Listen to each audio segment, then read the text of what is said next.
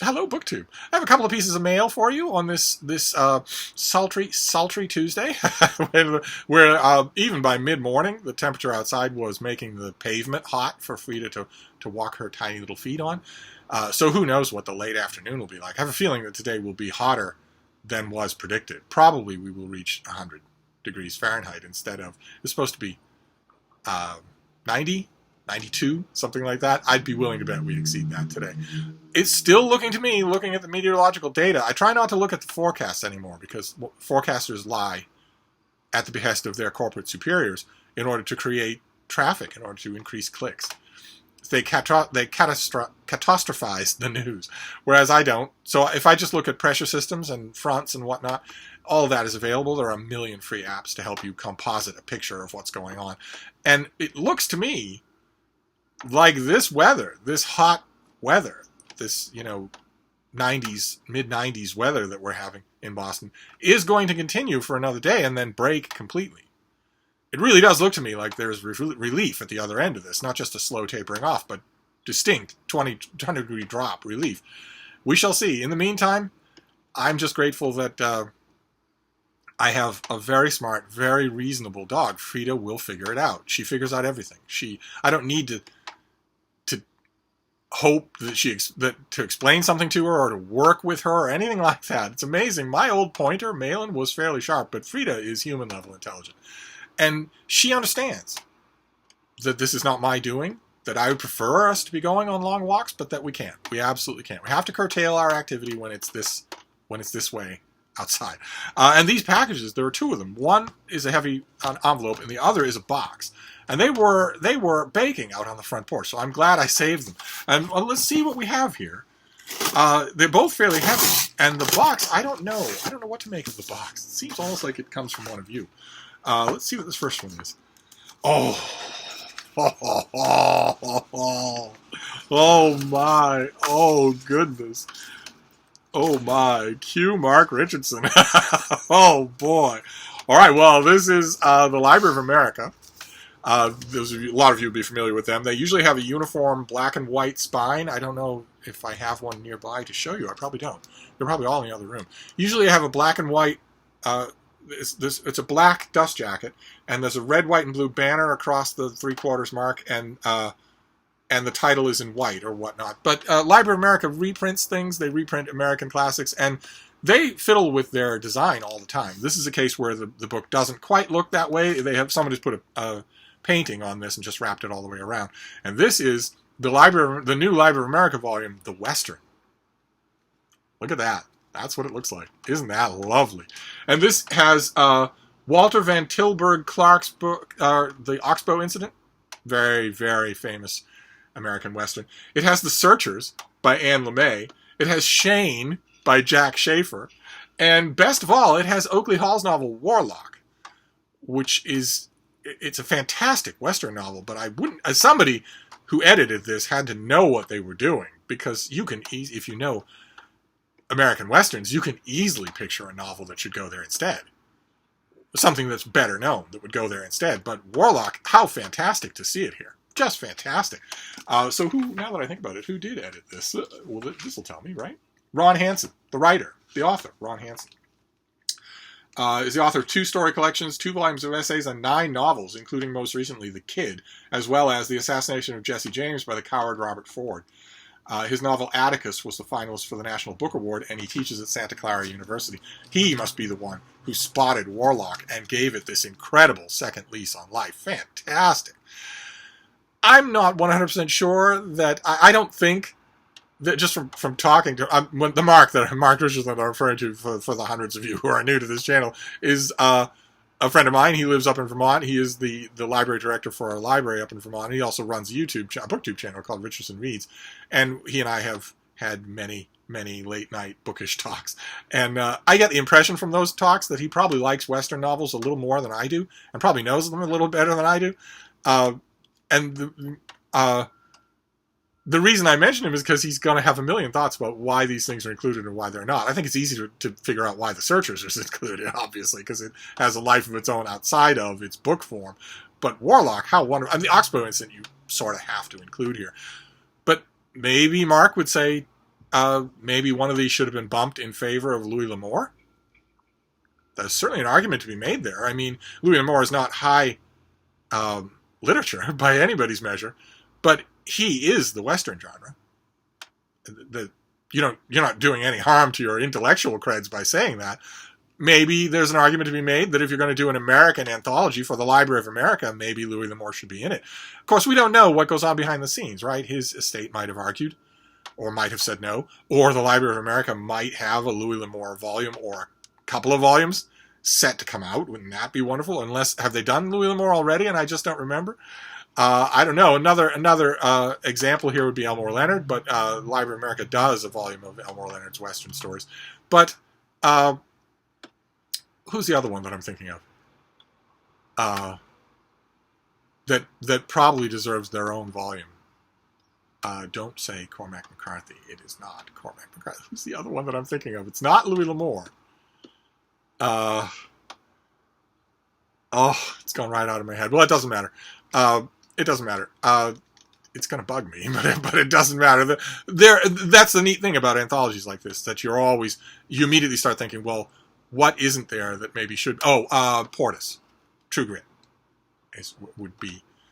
there's probably a Portis volume to Library of America, right? Or one coming down the line. True Grit, of course, belongs in a collection of the greatest Western novels of all time. Any such collection. But I can think of a half a dozen reasons why it might not be in here. Same thing with Louis L'Amour. So, what a collection. And how beautiful. Fantastic. Okay. Rediscover the golden age of the Western in 4 riveting dramas of honor, lonely heroism, violence, and obsession, and the thin line between civilization and savagery, justice and revenge. Oh my. Or, what's another one? Another great one is Laughing Boy by Oliver Lafarge. I could easily picture that being in here as well. Not only is it a great book, but it's atypical for a Western in terms of its point of view. In the normal world, in the normal non-pandemic world, this would be fodder for an hour of drunken talk between me and Mark some night the next time I go up there. But I can't even travel to Vermont under the current circumstances. If you look at the Vermont Health Board,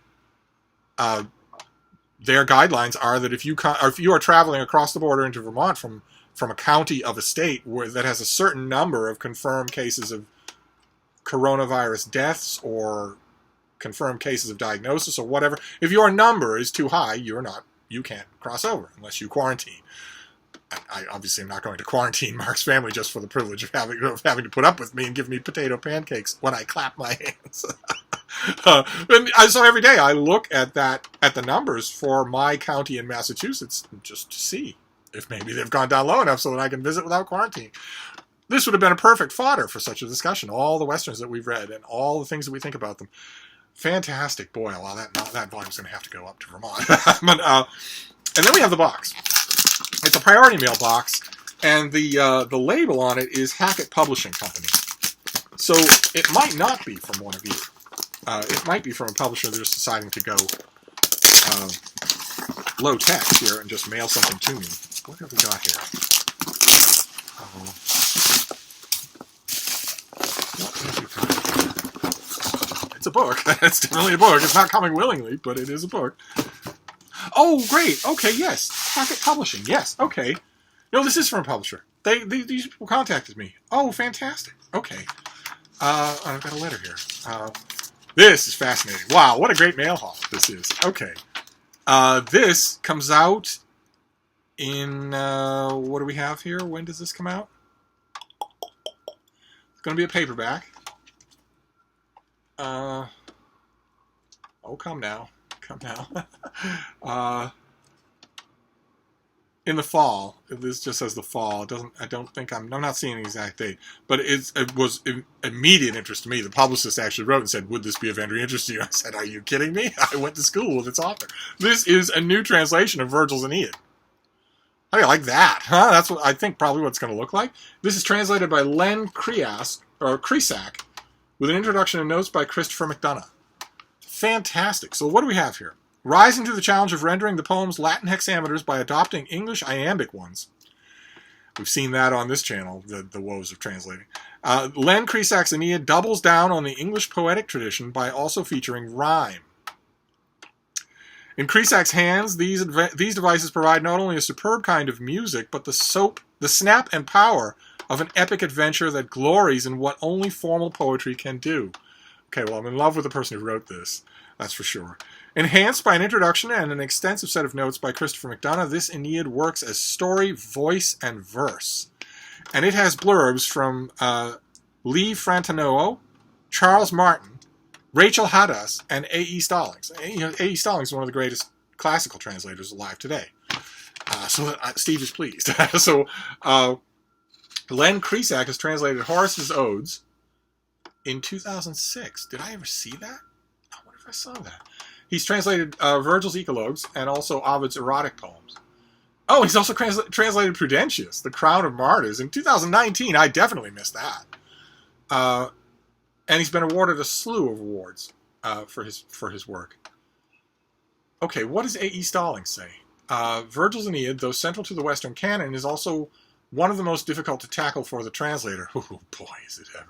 With its naughty syntax, its famously pious antagonist, and its slippery ambivalence towards questions of truth and power. In this fresh translation, Lee Cresac not only boldly meets Virgil line for line, but in a hexameter that answers the original meter, all while hewing to straightforward English with a weather eye on the Latin. What a wonderful way to put it. The 6-beat line has a reputation in English for dragging, but Cresac's hexameters drive along briskly. His choice of rhyme throughout, sometimes chiming ingeniously and sometimes with subtle off-rhyme effects, brings home that we are reading not only an epic narrative, but a verse performance. Okay, well, naturally, we need to dip in and see here. Arms and the Man I Sing, Tale of Aeneas. This is a very famous opening. Let's see what Len Cresac does with the opening of Book 1. My poem sings of one man forced from Troy by war. Fate harried him to find a home on Latium's shore, on some Lavinian littoral, by land and sea, driven by loss, by gods who would not let him be. By unrelenting Juno's lack of any pity, he made his gods a home at last, founding the city of ancient Alba, then the battlements of Rome. And there are footnotes all throughout. Let's see, do the footnotes lead you to the end of the book? No, they don't. They lead you to the end of the book itself. Okay, so it's liberally footnoted. All right, a whole book of end rhyme Virgil. I haven't done one of those in a long time. Fantastic. All right, well, the fall. I will email the publicist and let them know that this landed safely, and then put my name in the hat for a finished copy. Definitely. Fantastic. All right, well, there's the mail. It was only 2 books, but boy, you can't go wrong. A new Library of America and a new translation of Virgil. So we have Virgil's Aeneid. There's a new Virgil's Aeneid coming out in the fall, taking lots of chances. So in a perfect world, in a just world, it would get reviewed everywhere. Specifically so that classical people, the classical reviewers that every journal has on tap, can write about the challenges of translating Virgil, and inadvertently, as a side advantage, give this book the press that it deserves to get it to sell. That would be great. It sounds like it's an Aeneid you're not going to want to do without if you are a connoisseur of English language translations of this poem, which I have read them all, and this sounds like one that's not going to just be another normal one. It sounds like the translator is going to take some chances. I'm always up for that. Always up to see what translators can do when they do that sort of thing. And ideally, again, in a perfect world, those chances, that kind of intellectual daring, would get this reviewed everywhere. I will drop a word in the pink and shell-like ears of several friends of mine and see if I can't get that to happen. And then the other book for today, only 2 books, but still, what a pair, is the new Library of America volume, A Quartet of Westerns. Fantastic. Absolutely fantastic. I haven't read The Searchers in so long. Fantastic. Okay, well, there you go. That's the mail for today, unless more mail comes. It's burning hot outside. I feel so sorry for mail carriers, UPS drivers, UPS truck drivers that have to be out in this kind of weather. But if more mail comes, I will turn on the laptop and we'll make a video. Anyway, I'm going to wrap this up for now and start digging into the critical apparatus of both of these. But I will be back. Thank you, Book 2.